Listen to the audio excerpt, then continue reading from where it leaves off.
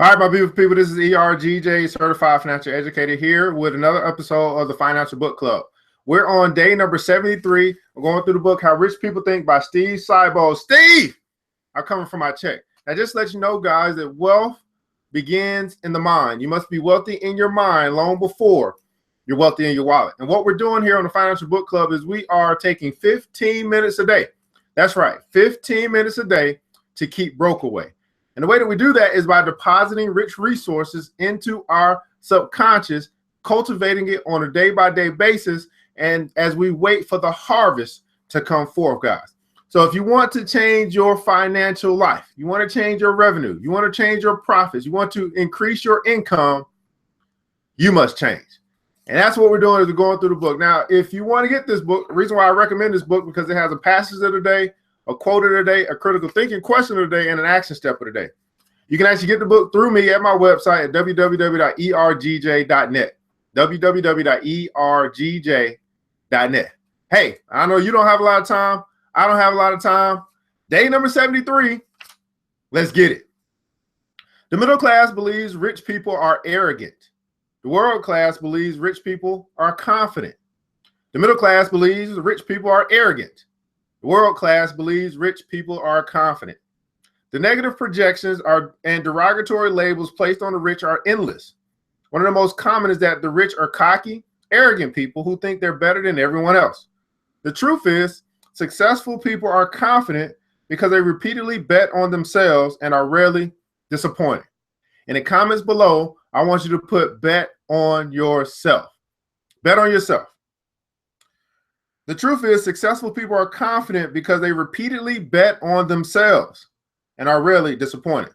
Even when they fail, they're confident in their ability to learn from the loss and come back stronger and richer than ever. During the world recession of 2008-2010, the rich took massive financial losses around the globe.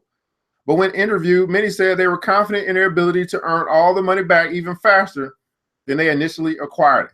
This is not arrogance, but self-assuredness in its finest form. The great ones develop their confidence over a period of years, but it really doesn't reach the world-class level until they suffer catastrophic loss and make what appears to be an impossible comeback. Once this happens, they no longer fear losing. In the comments below, I want you to put no longer fear losing. I no longer fear losing. I no longer fear losing. Once this happens, they no longer fear losing, knowing they can always make the money back. As any fear-based thoughts diminish with each experience, they direct more of their mental energy towards the thoughts of love, abundance, and gratitude. Love, abundance, and gratitude. This elevated, fearless consciousness keeps them moving towards what they want, as opposed to moving away from what they don't want. So, guys, with people that I coach, I tell them this. I tell them it's easy to run away from something that you don't want. For example, it's easy to quit a job, right? But sometimes it's difficult to actually run towards the things that you want. So many of us, we know what we don't want and we can run away from it. But honestly, only a few of us has figured out what we do want. So while we're running away from something, we really need to be running towards something. When you're running towards something, you're operating in faith. When you're running away from something, you're operating in fear. If fear detracts, fear is not attractive. Faith is attractive. So if you're running away from something, you are in a fear-based consciousness, which means that you are keeping things from coming to you. You're detracting things. You're not an attractive person, not an attractive spirit, whatever you want to call it. But when you're running towards something, when you have a goal, when you have a mission, when you know what it is that you want in life, you can actually run towards something. And that is faith, that is love, that is hope. Those traits are attractive.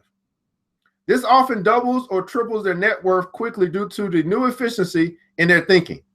Eventually, they begin to believe they can accomplish anything. They begin to believe they can accomplish anything. They begin to believe they can accomplish anything. And this becomes a self-fulfilling prophecy. As they move from success to success, they create a psychological tidal wave of momentum that gets stronger every day, catapulting their confidence to a level so high, it is often misinterpreted as arrogance. catapulting their confidence to a level so high it is often misinterpreted as arrogance.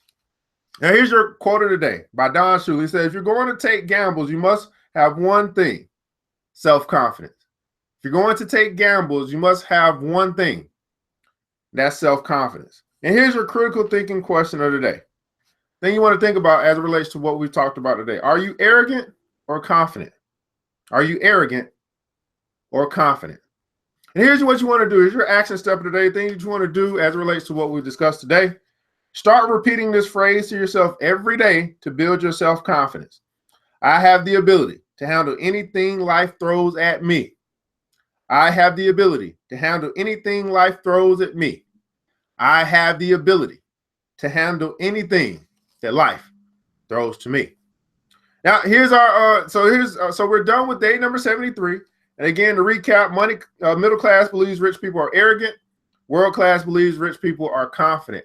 And so here's the deal, guys. Finishing up, going through How Rich People Think by Steve Siebold. Steve, I'm coming from my check. I'm ERGJ, Certified Financial Educator. You can get the book at www.ergj.net. We also have a class coming up on Saturday to teach children. This is going to be August 20th, teaching children about taxes, grades 5 through 8. It'll be an online class. It's only $10. Get your children signed up for that class. Well, here's the deal, guys. I'll be back tomorrow with day number 74. And the question is, will you?